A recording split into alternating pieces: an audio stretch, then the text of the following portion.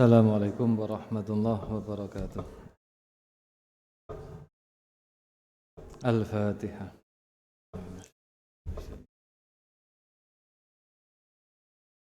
Al-Fatihah. Al-Fatihah.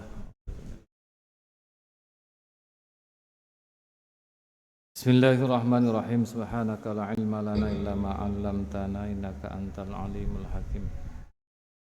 Ayat 18. Yusuf ayat berapa?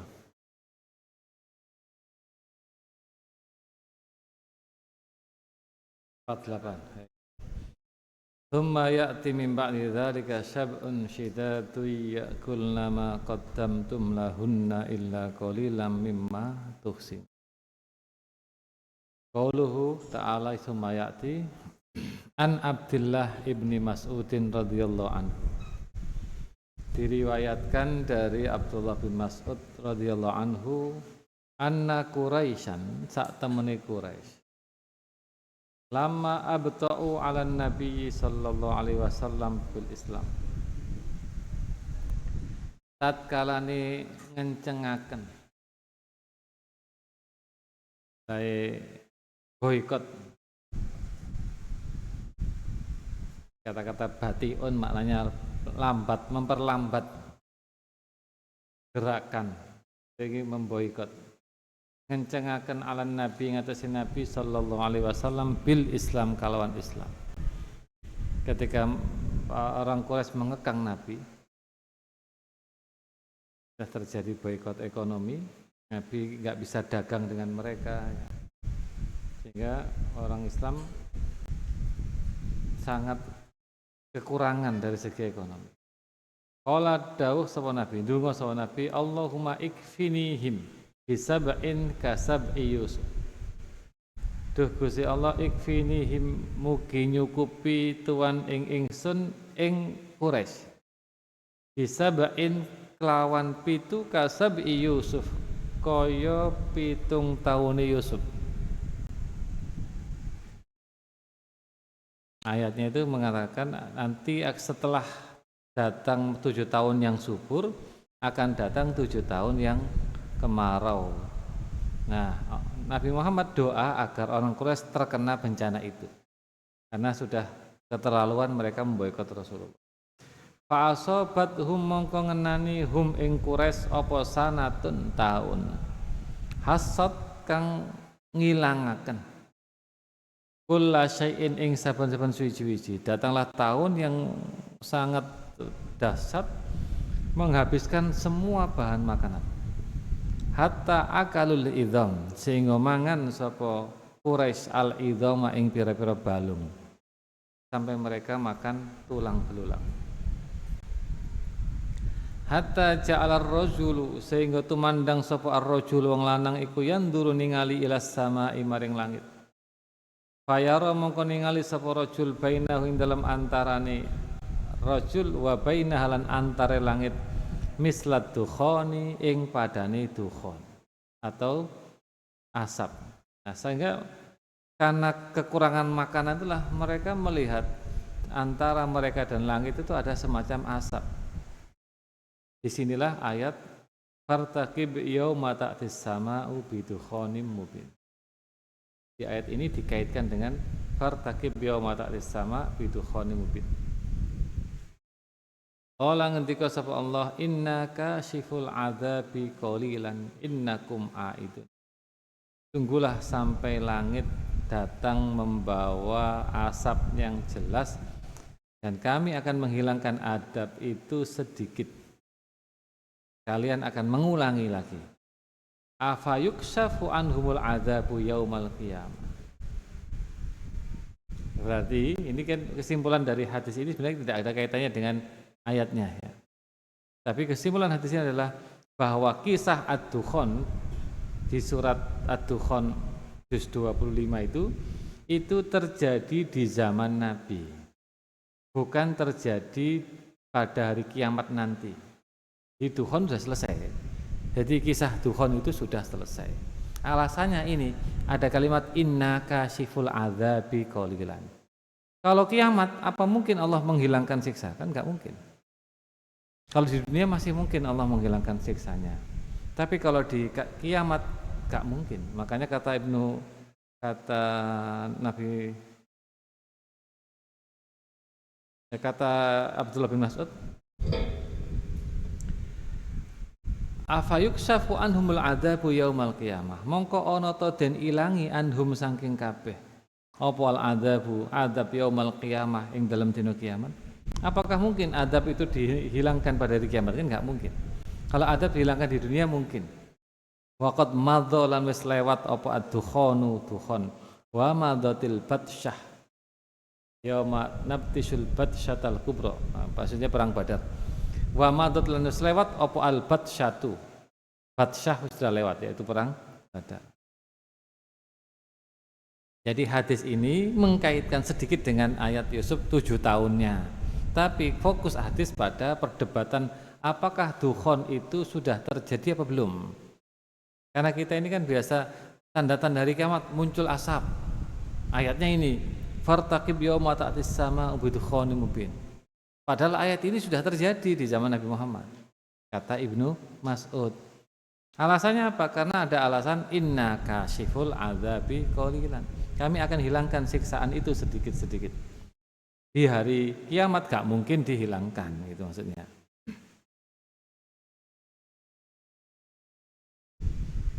Nah, kalau kita membaca ayatnya ya, ada banyak hal yang bisa kita ambil. Pertama, ayatnya ini ya, bukan hadisnya, ayatnya. Bahwa termasuk perencanaan yang baik itu adalah mempersiapkan masa depan. Karena akan terjadi masa-masa krisis yang akan menghabiskan persediaan kita. Ya'kulna ma qaddamtum lahunna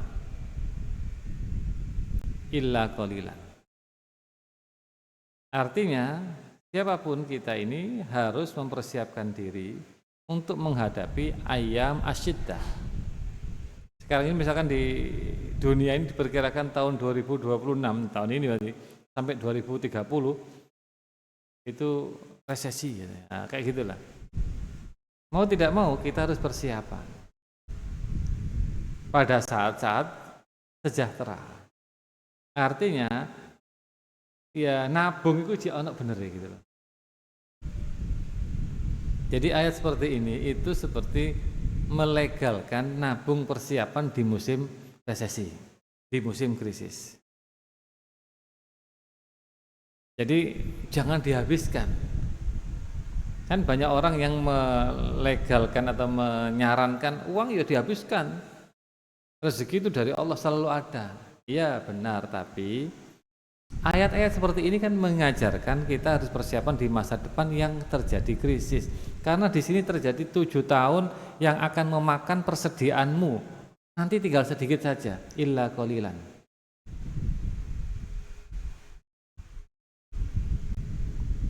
Jadi mewaspadai krisis itu adalah perbuatan orang-orang yang sadar pada kehidupan. Apalagi di sini ada kalimat qaddamtum, berarti kalian semua. Penggunaan jamak di sini mengisyaratkan bahwa menghadapi krisis nggak bisa perorangan, harus bersama-sama. Krisis moneter, kenapa Indonesia bertahan? Ya karena bersama-sama. Kita harus persiapan itu. Tidak mungkin kita ini akan menghadapi masa yang enak terus, enggak, pasti ada lah. Kita sudah melewati misalkan COVID-19, di mana ekonomi berjalan sangat lambat. Tahun ini katanya akan terjadi resesi ya, kita harus berwaspada. Mau tidak mau, hal-hal yang seperti itu akan menghabiskan persediaan dana kita. Illa qalilan ya. Kecuali sedikit yang kau simpan, mimma tuhsinun, yang kau jaga itu akan tersisa sedikit, tapi akan habis di masa-masa seperti ini. Jadi at-takhtid lil mustaqbal itu min husni tadbiril insan. Mempersiapkan masa depan itu termasuk ya perencanaan yang baik. Kita tidak boleh mengabaikan hal seperti ini.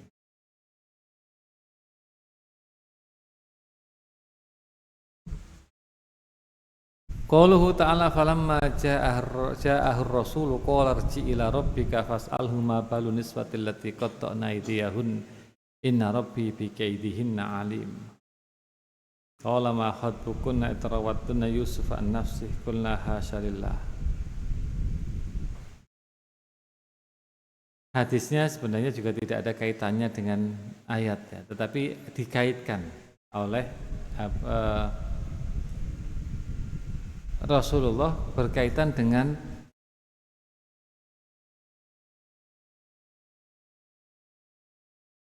ada pengandaian-pengandaian ya. Di sini dawuh Nabi an Abi Hurairah radhiyallahu anhu qala dawuh Rasulullah sallallahu alaihi wasallam yarhamullahu Luton, semoga Allah merahmati Nabi Lut. Laqad kana ya'wi ila ruknin syadid, yakti wis ana temen sapa Lut iku ya'wi ngungsi ila ruknin syadidin maring cagak kang kokoh, tiang yang kokoh, maksudnya perlindungan yang kuat. Walau labistu fi sijni ma labisa Yusuf la ajabtu da'i. Walau labistu andai kata lamun meneng sapa ingsun fi sijni ing dalam penjara ma labisa Yusuf ma ing dalam mangsa labisa kang manggon sapa Yusuf la ajabtu da'i yakti jawab sapa ingsun ad-da'i ing wong kang ngundang. Maksudnya apa? Andai kata saya tinggal di penjara selama Nabi Yusuf itu, pasti aku gelem metu aku. Kan ini ayatnya gini.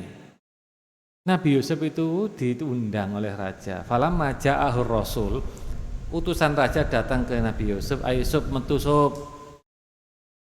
Gitu. Kan diundang raja. Kata Yusuf, "Moh, mulai sik." Enggak mau Nabi Yusuf itu, cek dulu kebenaran fitnahnya perempuan-perempuan itu. Maksudnya apa?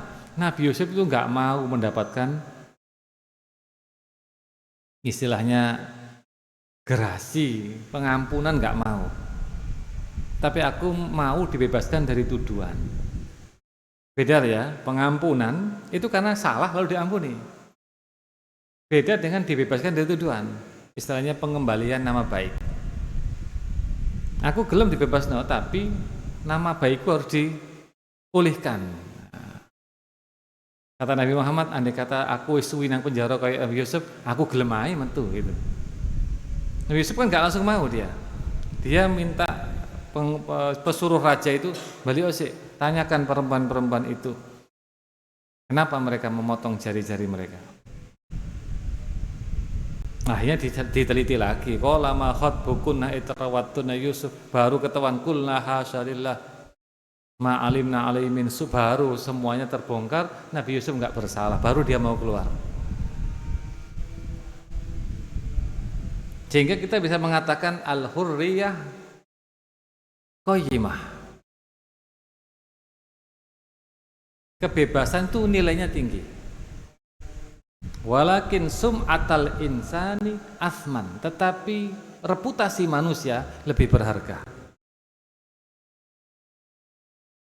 Kebebasan itu memang bernilai tinggi, tetapi lebih dari itu adalah reputasi kita. Asal bebas tapi tetap menganggung kesalahan enggak enak gitu. Aku gelem bebas tapi aku kudu dipulihkan dulu nama baikku. Itulah prinsip orang soleh Yusuf ini. Makanya kan banyak orang-orang yang tidak mau mengajukan pengampunan kepada presiden, kepada siapa. Kenapa? Karena mereka merasa benar. Mengakui kesalahan itu nggak mau gitu, karena nggak salah. Diampuni itu berarti merasa salah, dimaafkan itu berarti merasa salah. Dia tidak mau menerima pemaafan dari presiden, dari siapa, dan nggak mau. Kenapa? Loh, saya nggak salah kok. Ini prinsip ya, prinsip orang-orang tertentu tentu saja. Kalau ada orang pokoknya bebas wis gak apa, aku ngaku salah wis ya sepuro gak apa-apa wis pokoknya bebas. Ada yang begitu ya, ada. Kadang ada orang begitu, mau bebas, kalau mau bebas tapi jalur sepuro, ya sudah nggak apa-apa. Tapi ada orang yang saya nggak mau bebas, sampai nama saya dipulihkan. Itulah prinsip Nabi Yusuf. Sehingga ketika dipanggil, bali nang rojo, teliti dhisik. Istilah hukum itu peninjauan kembali. Deloken mana iku kasusku iku. Wis temenan ta iku gitu. Ditinjau kembali kasusnya, diteliti lagi, ternyata ini fitnah dari wanita-wanita Mesir itu. Kita juga bisa mengatakan bahwa menggunakan rekayasa yang diperbolehkan itu, maksudnya rekayasa itu hilah ya, menggunakan hilah-hilah yang mubah untuk mencapai hak itu boleh. Ini artinya mumpung Nabi Yusuf sudah dipercaya oleh raja, mumpung raja butuh Nabi Yusuf, nah saya harus mencari hak saya, yaitu hak kebenaran saya. Maka monggo, jangan lihat dulu itu kira-kira itu. Kenapa mereka itu memotong tangannya? Apa salah saya itu? Ma balu niswatil lati qatta'na aydiyahun. Inna rabbi bikaydihinna alim. Ma qala ma khatbukunna, langsung ceritanya, langsung cepat ceritanya, langsung perempuan-perempuan itu dipanggil, diinterogasi lagi. Kalian yang menggoda Yusuf ya? Atau bagaimana? Qulna hasyalillah. Jawab mereka semua itu, kami enggak mengetahui kejelekan dari orang ini. Ma alimna alaihi min su. Baru ngakulah istrinya menteri itu, qalati mar'atul azizil ana hashasal haq. Pada hari ini, saat ini kebenaran telah tampak dengan cepat. Ana rawatu, akulah yang menggoda dia. Wa innahu laminas shadiqin, dan dia termasuk orang-orang yang benar. Setelah itu baru mau dia, Nabi Yusuf, ya wis ya, aku gak salah ya, betul dia keluar dari penjara. Ada yang harus kita mengerti dari kejadian seperti ini ya. Barang siapa yang berusaha menfitnah orang-orang yang bebas, orang-orang yang merdeka, orang-orang yang baik, balasannya akan kembali pada dirinya. Barang siapa berusaha menjelekkan orang-orang yang baik, maka balasannya akan kembali kepada dirinya. Man sa'a li fathi bari'in wa ilhaqil aribihi uqiba jazaa'a fi'lihi. Ya kayak tadi, akhirnya ketahuan yang nuduh Nabi Yusuf menggoda siapa? Imro'atul Aziz. Sekarang ketahuan yang menggoda adalah Imro'atul Aziz. Akhirnya dia yang bersalah akhirnya. Ini harus kita hati-hati ya. Wa nahnu utawi ingsun, hadis lanjutannya hadis. Iku ahakku lebih berhak min Ibrahim saking Ibrahim idz qala lahu, nalikane ngendika sapa Allah lahu maring Ibrahim, awalam tu'min, qala bala, mukminnya kebanyakan itu. Qala bala walakin liyatma'inna qalbi.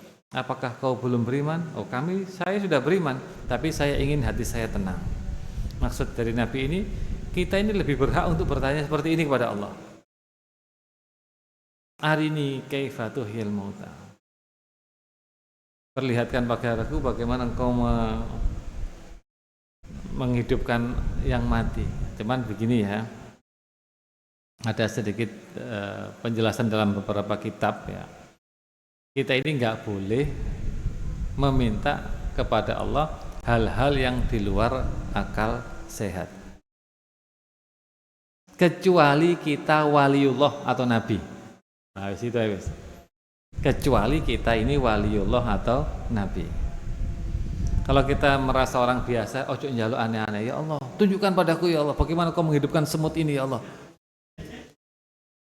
Kalau engkau nggak menundukkan, aku akan kafir ya Allah. Kafir. Sapa sing iman kon kafir. Sehingga para ulama mengatakan berdoa seperti doanya Nabi Isa itu enggak boleh kalau bukan waliullah. Misalkan Rabbana anzil alaina ma'idatan minas sama, nirun Nabi Isa. Enggak mudun macam makan dari langit itu.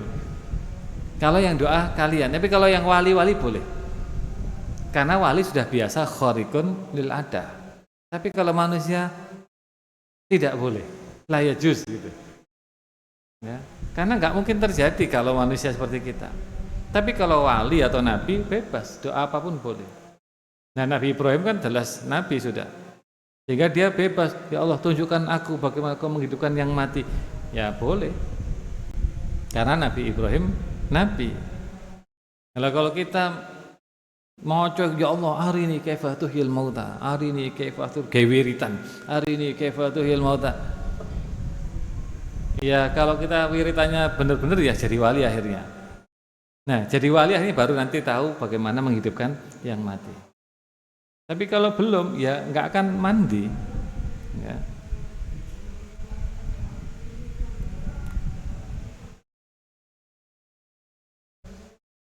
Qauluhu ta'ala hatta idastai asar rusulu wa dhannu annahum qad kudibu ja'ahum nasruna fanujjiya man nasha wa la yuraddu ba'suna 'anil qaumil mujrimin. Ini ada banyak perdebatan para ulama tentang cara bacanya. Kalau Abu Ja'far, Hamzah, Kisai, Imam Asim ya termasuk kita ini bacanya kudibu itu. Qad kudibu itu. Yang lain baca kudzibu, didustakan. Ada yang kudibu, dibohongi. Nah kita ini bacanya kudibu, ya. Tapi maknanya tetap kudibu. Jadi bacanya kudibu, dibohongi, tapi maknanya tetap kudibu. Maknanya tetap didustakan. Kalau dibohongi nggak tepat, misalkan begini ya. Sehingga ketika Rasul itu merasa putus asa, istai asar Rasul, wadhannu dan mereka menyangka bahwa mereka telah dibohongi. Dibohongi siapa? Nabi-nabi itu.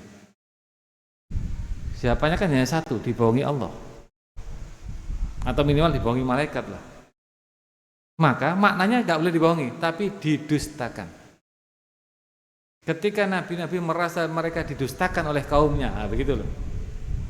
Maksudnya didustakan tidak dipercayai kaumnya, itu maksud didustakan. Jadi ketika para nabi itu mengira mereka didustakan oleh kaumnya, bukan dibohongi oleh Allah. Meskipun bacanya kudzibu, maknanya tetap kudzibu. Setelah mereka sudah seperti nggak ada harapan, barulah ja'ahum nasruna, datanglah pertolongan kami atau pertolongan Allah. Sehingga ada kalimat inda istidadil haraji ya'til faraju. Inda istidadil haraj ya'til faraj. Dalam dahsyatnya kesulitan akan datang kemudahan. Tidak mungkin hidup itu sulit terus, enggak mungkin. Kesulitan pasti ada ujungnya. Saya ja'alullahu ba'da usrin yusra. Qad ja'alallahu likulli syai'in qadra. Itu hubungannya di situ juga itu. Allah telah menjadikan segala sesuatu ada ukurannya. Kesulitan itu ada ukurannya, ada batasnya. Tidak mungkin umur sampai 20 tahun sulit terus enggak mungkin. Tidak mungkin, pasti akan ada mudahnya, akan datang mudahnya. Apalagi kita paham bahwa masalah itu berlalu bersama waktu. Masalah itu berlalu bersama waktu. Kayak mikir ujian, kan? Masalah ada ujian mikir. Wis senang santai wis. Hari ujiannya Senin, santai saja sudah. Engkau Senin sore wis mari kan ujiannya. Besok jawab santai wis, apa enggak jawab apa-apa, biarkan aja enggak dikasih jawab ya. Santai saja, selesai masalahnya.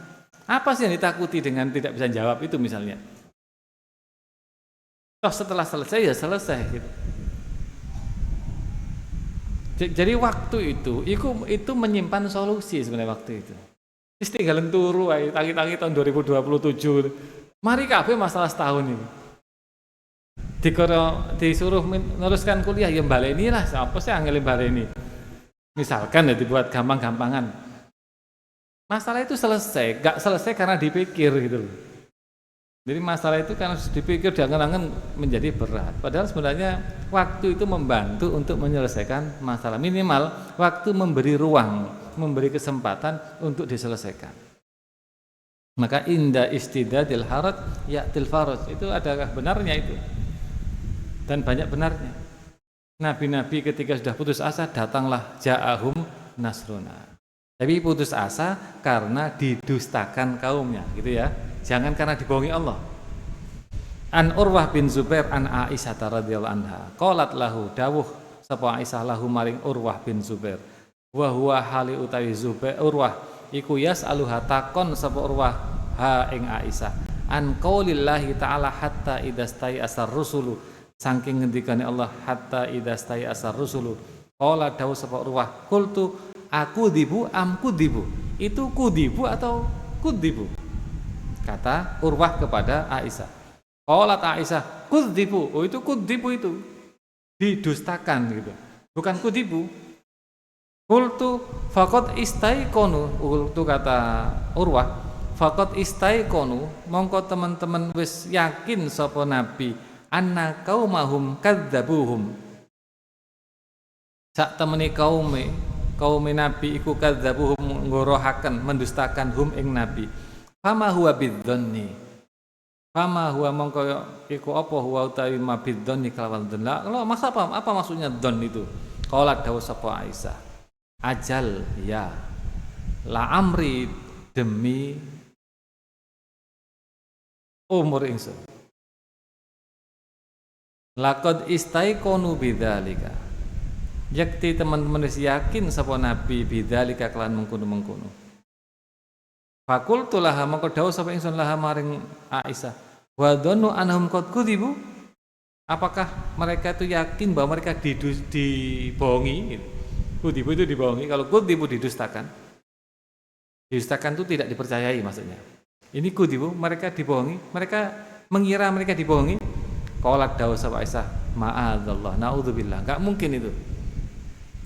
Lam takunir rusulu tadzunnu dzalika bi rabbiha. Enggak mungkin Rasul menganggap mereka dibohongi oleh Allah. Lam takun ora ana sapa ar-rusulu pira-pira rasul iku tadzunnu nyono bi dzalika ing kono-kono kudzibu bi rabbiha kelawan pangerane rasul. Qultu dawuh sapa takon Urwah. Fama hadil ayah. Mongko iku apa hadil ayah utawi iki ayat. Maka apa maksudnya ayat ini? Ini baru diceritakan. Qalat dawuh sapa Aisyah hum utawi dhunnu. Nah, jadi Aisyah punya pendapat lain. Yang dhunnu ini bukan nabi tapi pengikutnya. Wa dhanna atba'uhum begitu. Hum atba'ur rusul, pira-pira pengikut rasul. Alladzina wong akeh amanu iman bi rabbihim kelawan pangerane rasul. Wa saddaquhum lan beneraken hum ing rusul. Sapa atba' Fatola mongko suwi alaihim ing atase atba apa al bala'u belaya atau bencana. Wastakhara anhumun nasru lan dadi keri anhum saking atba apa an nasru pertolongan atau kemenangan. Hatta idastai asar rusul. Nah, baru di situ kaitannya hatta ida istai asa nalikane putus asa. Sapa ar-rusulu pira-pira rusul mimman saking wong kadzabahum kang gorohaken sapa wong hum ing rusul dari orang-orang yang tidak mempercayainya. Nah, kali ini masuk akal ini. Min qaumihim saking qaumi rusul. Wa dzannatir rusulu lan nyono sapa ar-rusulu pira-pira rasul anna atba'ahum qad kadzabuhum. Tak temeni pira-pira pengikute iku qad kadzabuhum teman-teman wis gorohaken ing rusul. Jadi Rasul itu putus asa dari keimanan kaumnya yang mendustakannya. Pertama itu. Kedua, dia mulai ragu, mulai menyangka kaumnya yang sudah beriman sudah mulai nggak percaya sekarang. saking lamanya bala. Jadi dia sudah mulai ragu, jangan-jangan pengikut saya ini sekarang sudah nggak percaya saya lagi gitu loh. Ja'ahum nasrullah inda dzalika, taqahum ing ar-rusul apa nasrullahi pertolongan Allah inda dzalika ing dalam sandinge mengkono-mengkono kang den tutur. Saya pernah menjelaskan ini ketika mengkaitkan dengan ayat wa zulzilu hatta yaqular rasulu walladzina amanu ma'ahu mata nasrullah. Bahwa yang bertanya mata nasrullah itu adalah alladzina amanu. Ini namanya al-lafu wan nasru ghairul murattab namanya. Dalam balaghah namanya itu. Yang bertanya kapan pertolongan Allah itu bukan Rasul. Karena Rasul gak mungkin istifta nasr. Rasul itu tidak mungkin menganggap pertolongan Allah datang terlambat, itu gak mungkin. Rasul pasti yakin dengan pertolongan Allah. Yang bertanya mata nasrullah adalah alladzina amanu. Ala inna nasrullahi qarib adalah jawaban para nabi. Jadi hatta yaqula alladzina amanu mata nasrullah wa yaqular rasulu ala inna nasrullahi qarib. Itu tafsir Quran bergaya al-balaghah, ya, al-lafu wan nasru wa ghairul murattab. Di tafsir Hidayatul Quran saya tulis begitu. Di tafsir yang lain biasanya adalah dua-duanya ngomong begitu. Lalu jawaban Allah ala inna nasrullahi, itu jawaban Allah. Kalau tafsir yang lain, kalau tafsir Hidayatul Quran saya mengikuti yang di Asyamil.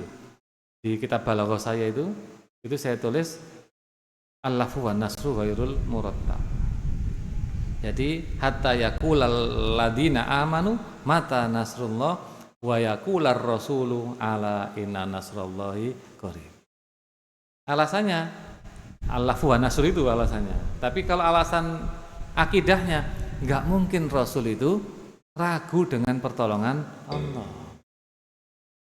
Istiftaun nasri, istifta itu menganggap pertolongan Allah datang terlambat, nggak mungkin Nabi itu. Sehingga kalau seperti itu di sini istai asar rusul ini pemahaman tadi adalah bukan Allahnya, bukan pertolongannya yang diputus asai, tapi kaumnya yang mendustakan itu gitu. Jadi istai asar rusul dia putus asa dengan keimanan kaumnya.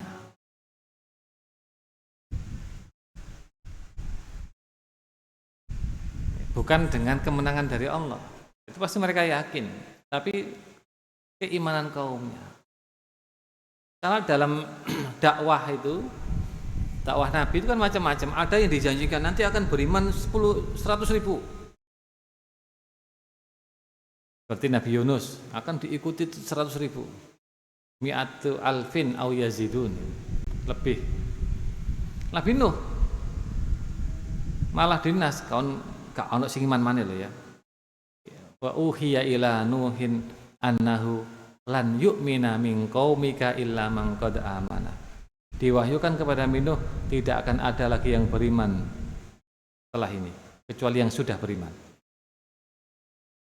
Kayak gini putus asa. Ya apa kata dakwah? Kan begitu. Wis jare ini Gusti Allah gak ono sing beriman. Lah apa aku ngono? Wis patenono kabeh ae wis. Rabbi la tadar alal ardi minal kafirina dayyara. Ini Nabi Nuh doa begitu. Ya Allah, jangan sisakan satu orang kafir berdiri di muka bumi ini. Wis patenono kabeh wis. Percuma aku dakwah gak ono sing beriman maneh kan gitu. Itu prinsip logis setelah Allah dawuh tidak ada yang beriman lagi. Nah, kalau gak ada beriman lagi, lah apa aku dakwahkan ngono. Patenono kabeh wis. Akhirnya terjadilah banjir bandang. Nabi Nuh nggak dosa, doa begitu nggak dosa, karena sudah didhawuhi, diwahyukan kamu Nuh wa uhiya ila Nuh annahu lan yu'mina min qaumika, tidak akan ada lagi yang beriman setelah ini. Bayangkan itu, apa gak tambah dek gitu kan? Dakwah Nabi kan, antusias Nabi itu kan selalu ingin mengislamkan umat. Kasih sayangnya kepada umat itu besar sekali Nabi itu. Jadi sifat-sifat Nabi itu Raufur Rahim, pasti dia akan welas pada umatnya. Tapi didhawuhi, Gak ono sing iman maneh maring ini. Wah lek ngono ya yang beriman ini harus dijaga ya Allah. Patenono kabeh sing gak beriman itu. Karena yang gak beriman itu kalau masih hidup akan menyesatkan yang masih beriman ini. Innaka intadarhum yudhillu ibadaka. Kalau engkau masih membiarkan mereka yang beriman, mereka akan menyesatkan hamba-hambamu yang sudah beriman ini. Walam yalidu illa fajiran kafar. Engkau anak-anak kafir kabeh. Tambah akeh kok kafir. Patenono ae wis gitu.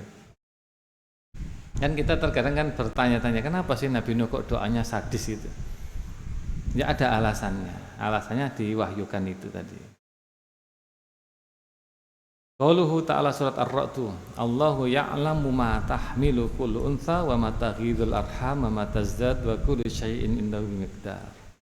Taghid itu berkurang ya, menyusut. Tazdad itu bertambah. Allah tahu apa yang di kandungan perempuan. Dan pergerakan rahim itu menyusut atau membesar Allah tahu. Semuanya ada ukurannya. Kullu syai'in bimiqdar. An Ibni Umar radhiyallahu anhuma dan riwayataken saking Ibnu Umar radhiyallahu anhuma anna Rasulullah sallallahu alaihi wasallam iku qala dawuh mafatihul ghaibi khamsun utawi kunci ghaib iku khamsun limo la ya'lamuha illallah orang ngerti ha ing limo sapa illallah kejaba Allah la ya'lamu ma orang ngerti ma ing barang fi ghadin ing dalam sesuk sapa illallah kejaba Allah wala ya'lamu lan ora ngerti ma ing barang taghidu kang suda kang ilang apa alarhamu pira-pira rahim illallah sapa illallah kejaba Allah wala ya'lamu mata lan ora ngerti mata ing kapan yakti teka apa almataru udan sapa ahadun suwisine wong illallah kejaba Allah wala tadri nafsun lan ora ngerti sapa nafsun awa-awaan bi ai ardin tamut kelawan endi-endi bumi tamutu mati sapa nafsun wala ya'lamu mata taqumu sa'atu illallah lan ora ngerti mata ing kapan takumut jumeneng apa as-sa'atu kiamat sapa illallahu kejaba Gusti Allah sama dengan ayat wa indahu mafatihul ghaibi la ya'lamuha illa huwa. Tapi ayat yang menarik di sini adalah wa kullu syai'in indahu bimiqdar. Segala sesuatu itu ada ukurannya. Berarti begini, orang yang berakal itu tidak layak membandingkan dirinya dengan yang lain. Karena masing-masing punya kehidupan yang berbeda-beda dan ukuran tertentu yang tidak sama dengan yang lain. Karena kullu syai'in bimiqdar. Al-aqil la yuqarinu nafsahu bi ghairihi. Orang yang berakal enggak akan mengganding-bandingkan dirinya dengan yang lain. Falikulli wahidin hayatun mukhtalifatun wa qadrun khasun bihi. Semua punya ukuran masing-masing, punya kehidupan masing-masing.